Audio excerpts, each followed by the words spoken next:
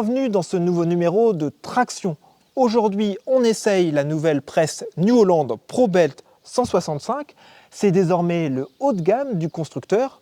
Pour la découvrir, nous sommes chez Charlie Massé, entrepreneur de travaux agricoles au sud de Caen, dans le Calvados.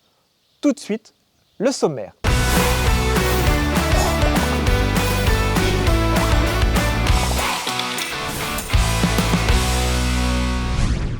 David, ce nouveau modèle est désormais le haut de gamme des presses New Holland. Alors qu'est-ce qui la différencie avec les roll belt existantes? New Holland a construit cette machine à partir d'une feuille blanche. La différence avec une roll belt, c'est sa simplicité et le débit de chantier. En termes de densité, on est équivalent avec 150 kg par mètre cube annoncé.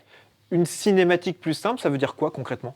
Sur cette machine, le constructeur retient un boîtier à double entraînement avec du côté droit l'entraînement du pick-up et du côté gauche la chambre de pressage. C'est aussi une machine plus robuste. Oui, sur cette machine, les rouleaux sont plus gros, les chaînes sont plus grosses et les paliers également. Pourquoi cette presse, elle permet un meilleur débit de chantier? Déjà, elle bénéficie d'un nouveau pick-up de 2,35 m de large. On peut voir aussi qu'il y a deux vis de recentrage. De chaque côté, c'est la particularité, on va avoir deux vis de recentrage et un accélérateur de flux qui permet de bien absorber la matière qui est amenée par les peignes. Et ces peignes ne sont pas fixés sur ressort. C'est une autre particularité de ce pick-up Maxi Sweep, puisque ces peignes sont montées sur des cylindres blocs qui les rendent 2 fois plus rigides que des dents à ressort. Sur cette presse, le rotor est également nouveau.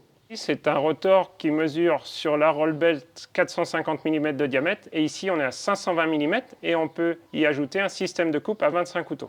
Qui dit gros débit dit risque de bourrage. Comment on évite ce problème? Comme sur toutes les machines haut de gamme, on a une trappe de débourrage, ici qui est suspendue à l'avant et à l'arrière et qui a la particularité d'intégrer un capteur de charge. Ainsi, le chauffeur est informé en cabine en cas de surcharge et il peut ainsi réduire son allure. La chambre a-t-elle également des particularités? Sur la ProBelt, elle ne compte que 3 rouleaux et est équipée de 4 courroies plus épaisses. David, merci pour cette présentation. On va maintenant écouter l'avis de Charlie Massé. Cet entrepreneur a utilisé la presse pendant une quinzaine de jours. Mais juste avant, on découvre les nouveautés du mois sélectionnées par la rédaction de Réussir Machinisme. Voici les nouveautés du mois de mars sélectionnées par la rédaction de Réussir Machinisme. Et on commence avec celui qui est devenu le plus puissant des tracteurs à 4 cylindres de classe, l'Arion 570 Cematic. Ce nouveau modèle loge un moteur DPS biturbo de 4,5 litres avec 180 chevaux sans boost. Comme sur les Arion 650 et 660, on retrouve le pont avant suspendu, la transmission à variation continue Cematic, le pont arrière et le relevage arrière d'une capacité de 8 tonnes. Ce tracteur décliné en version 40 et 50 km/h dispose d'un circuit hydraulique de 150 litres par minute. Son accoudoir multifonction intègre le terminal C-bis tactile de 12 pouces et le joystick C-Motion. On poursuit avec la trémie frontale pressurisée AirBoost d'Alpego. Vous pouvez la trouver en version à double ou triple doseur de 2400 et de 3200 litres. On y retrouve les nouveaux doseurs avion en inox développés par Alpego, capables de délivrer plus de 500 kg par hectare. Avec la version double doseur, vous pourrez travailler en cuve unique ou diviser la capacité selon deux ratios, 50-50 et 60-40. La version à 3 doseurs intègre un compartiment interne de 200 litres. Le constructeur allemand Krone ajoute à son offre de coupe directe pour ensileuse ce modèle X-Disc 710. Cette tête de récolte d'une largeur de travail de 7,10 m dispose de 2 lamiers. Elle est équipée d'une vis d'alimentation de 900 mm de diamètre. Son régime de rotation s'adapte à la vitesse de travail de l'ensileuse en fonction de la longueur de coupe. En option, l'X-Disc 710 reçoit des scies latérales verticales ainsi qu'un chariot de transport intégré et repliable. Le constructeur danois Stoneless propose un petit ramasseur de pierres traînées qui s'accroche derrière un quad ou un SSV. Cet appareil ramasse les pierres de 6 à 50 cm de diamètre. Il est animé par une centrale hydraulique embarquée entraînée par un moteur essence de 6 chevaux. Ce ramasseur dispose d'un mécanisme de déport hydraulique pour travailler en décalé par rapport au quad ou au SSV. Il est également équipé d'une caisse à bénage hydraulique.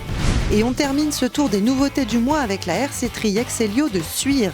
Elle se décline en 3 modèles, 6,20 m, 9,20 m et 12,20 m de large.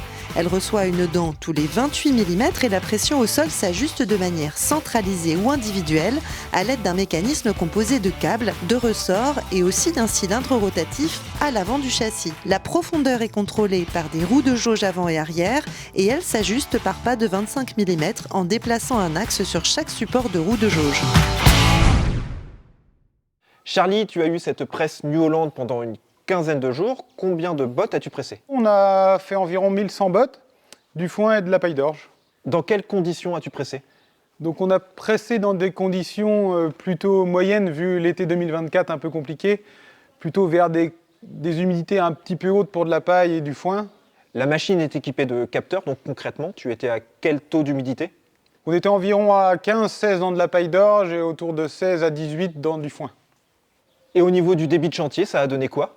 J'étais assez surpris par la machine, un débit très impressionnant. Pour faire 1100 bottes, j'ai pas vraiment réussi à le bourrer une seule fois. Il a toujours répondu, la machine aval. C'est vraiment très impressionnant. Et du coup, combien de bottes par heure? Donc là, dans le coup, on faisait des bottes de 1m25 à 1m30 pour le transport. Et qu'on arrivait à faire facilement 60 bottes à l'heure. Et pour la densité, tu es satisfait également? On a pesé quelques plateaux de paille. On était autour de 240 kg avec un diamètre de 1m25 à 1m30. Donc c'était très satisfaisant avec une machine qui était pratiquement serrée à fond. On était à 150 bars avec un maximum de 160. Si je résume, il y a de la densité, du débit de chantier et les balles, visuellement, elles étaient belles également? Donc oui, j'ai trouvé des balles assez rectilignes, bien formées, bien enroulées, avec un liage très propre. Vraiment le filet bien étiré sur les bords. Qu'est-ce que tu utilises comme machine actuellement? Est-ce que la New Holland est comparable? Alors nous, on utilise depuis une dizaine d'années des John Deere 960. Donc là, j'ai réussi à trouver une machine qui était comparable au niveau débit et densité. J'ai trouvé que malgré une porte un peu conventionnelle, les constructeurs ont mis de la rapidité et on arrive à avoir un débit à peu près équivalent. L'autre point positif pour un utilisateur habituel de John Deere, c'est la facilité de prise en main, notamment du terminal. Alors oui, tout à fait. Moi qui ne suis pas habitué de travailler avec du matériel New Holland, en quelques minutes, je me suis vite retrouvé dans le terminal avec des menus assez simples à trouver. Alors cette machine a quand même quelques points d'amélioration. Tu regrettes la hauteur de chargement du filet? Ah oui, ça pour moi c'est le point négatif de la machine, avec un chargement très haut, avec l'obligation d'enfiler le filet dans un tube. Donc faut prendre le filet sur l'épaule, c'est assez dur, assez haut, donc on ne peut pas mettre n'importe qui à faire ça. Donc pour moi, il y a de l'amélioration à apporter à ce point-là. Autre constat, le capot il n'est pas assez ajouré, donc tu n'as pas de visuel sur le filet quand il commence à tourner. Alors oui, par habitude, moi j'aime bien voir mon filet se dérouler. Là, il est sur le devant de la machine, donc c'est assez simple de la cabine de le voir. Malgré ça, le capot a des trop petits trous pour bien voir le filet. Moi, je dirais, New Holland, faites un beau dessin New Holland au plasma assez large pour bien voir le filet, ce serait mieux. Bah écoute, on va essayer de passer le message au service marketing de New Holland. Autre point d'amélioration, c'est le graissage pour toi qui demande un peu de temps. Malgré un graissage centralisé sur les points intensifs de la machine, il reste beaucoup de graisseurs à faire à la main. Il y a peut-être une amélioration à faire là-dessus. Merci en tout cas Charlie pour cet essai. On retiendra un avis globalement positif. Et avant de retrouver David pour faire le bilan de cet essai, je vous propose de découvrir l'essai du tracteur McCormick X6.4.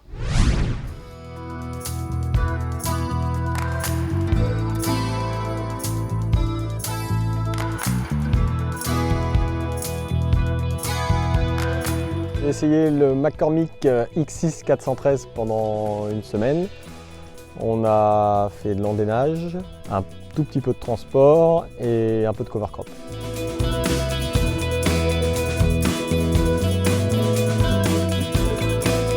Le 413, c'est le plus petit moteur dans la gamme. Il y a un 414, un 415 au-dessus. Pour ce qu'on a fait, en tout cas, largement suffisant sur le comportement moteur. Transmission, donc c'est une boîte robotisée. On a 4 gammes et 6 power shifts par gamme. On a 3 modes. On a un mode manuel, un mode automatique champ et par contre un mode automatique pour la route. Et qui là, c'est à peu près bien comporté. Un petit bémol, c'est qu'il faut attendre que le tracteur soit chaud pour avoir un bon comportement routier avec le mode automatique. On aurait sans doute voulu l'essayer avec un chargeur, il n'était pas prééquipé. Néanmoins, on voit un tracteur avec un capot moteur assez imposant. Et en fait, on a le filtre à particules qui est sur le bloc moteur. C'est un handicap sans doute sur la visibilité sur l'avant. Par contre, côté droit, l'échappement est complètement intégré et gêne absolument pas la visibilité. Donc on a une très bonne visibilité à droite. En cabine, moi je le trouve un peu bruyant. Cabine 4 montants, on a Aussi un toit qui n'est pas ouvrant mais qui est vitré sur l'avant. J'imagine qu'au chargeur, j'aurai une visibilité totale de mon chargeur sur sa hauteur. La poignée de joystick me semble un peu rousse pour une commande de chargeur. Et autre chose, les boutons ont tous la même forme, pas la même couleur bien sûr, mais je pense que ça peut être sujet à erreur. Ça serait préférable d'avoir une différence au toucher. On n'a pas besoin d'avoir un contrôle visuel pour vérifier qu'on est bien sur le bon bouton, quoi. Sur ce tracteur, pas d'écran superflu, tout se passe au tableau de bord. Simple, qui permet d'accéder aux fonctions essentielles du tracteur. Notamment la chute de régime pour le passage des power shift et gammes sur la transmission. Donc on a aussi 2 séquences de bout de champ enregistrables. Il y a un truc qui m'a dérangé, c'est l'absence de frein de boîte, en fait, de frein de parking. On a un frein à main qui est efficace, mais on n'a pas d'autre moyen d'arrêter le tracteur en pente que ce frein à main. Je trouvais les pédales un peu trop petites et sans arrêtoir, donc voilà, éventuellement peu sécurisante. Par contre, on a un frein à l'échappement très bien placé, juste à droite de l'embrayage, et à mon avis assez rare sur des tracteurs de cette catégorie. Concernant l'entretien, pour souffler les radiateurs, ils s'ouvrent en papillon, c'est relativement simple. Filtre à air, un petit bémol quand même, j'ai un peu galéré à l'ouvrir et à le refermer. Les filtres à gasoil côté gauche sont très accessibles. Filtre à huile moteur côté droit, on a un panneau à démonter pour y accéder. Le bloc batterie s'ouvre efficacement, rapidement, sans outils, et on a une borne bien sûr pour jumper le tracteur si besoin. Le tracteur bien équipé en hydraulique. On a 3 distries mécaniques et 2 distries électriques. Les commandes de relevage arrière et de prise de force sont accessibles. Voilà, le dimensionnement fait qu'on peut intervenir et sur les commandes et sur les bras de relevage. David, lors de cet essai, on a beaucoup parlé de débit de chantier. C'est clair que la ProBelt nous a surpris par son débit de chantier. Moi, je l'ai vu travailler dans de la paille d'orge derrière une coupe de 9 mètres et rouler entre 15 et 20 km/h. Et dans du foin, on était entre 10 et 15. On aurait pu rouler plus vite, mais après, c'était le confort du chauffeur. Et également dans le foin, en prenant les virages rapidement ou en recoupant des andins, on n'a jamais mis le pick-up à défaut. Et en travaillant à cette vitesse, on a quand même du travail de qualité? Oui, comme Charlie l'a dit tout à l'heure, on a de la densité, déjà c'est important, mais on a également des balles qui sont super bien formées, avec le liage qui vient bien recouvrir les bords. L'accélérateur de flux du pick-up fait un bon boulot en répartissant bien la matière. En revanche, Charlie, l'entrepreneur, aurait aimé un graissage plus simple. C'est vrai qu'il reste quelques graisseurs à faire à la main. Par contre, un truc qui est vraiment sympa, c'est les capots. Ils sont faciles à ouvrir. Quand on les lève, on ne se prend pas de poussière. Et en plus, il y a une petite poignée qui permet de les rabattre facilement. Effectivement, on voit que c'est une machine bien finie. En revanche, le filet est vraiment difficile à mettre. C'est dommage que sur une machine entièrement nouvelle, on n'ait pas un système plus facile pour mettre le filet en place. Il manque soit un marchepied, soit une plateforme, ou un système de rampe comme on trouve chez les concurrents. Mais New Holland indique travailler sur ce sujet. En revanche, une fois que le filet est placé, il est facile à engager. Oui, le cheminement est très simple et on a un schéma qui explique bien. Et on a une petite palette métallique qui permet de le pousser dans le bec de canard pour être sûr qu'il est bien positionné.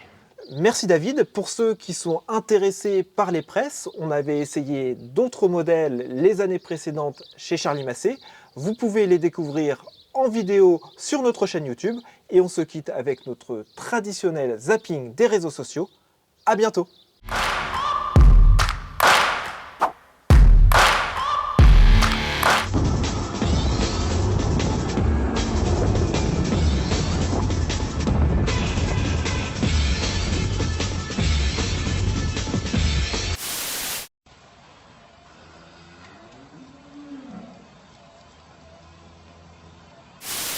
Tu cultives un champ de plus de 100 hectares.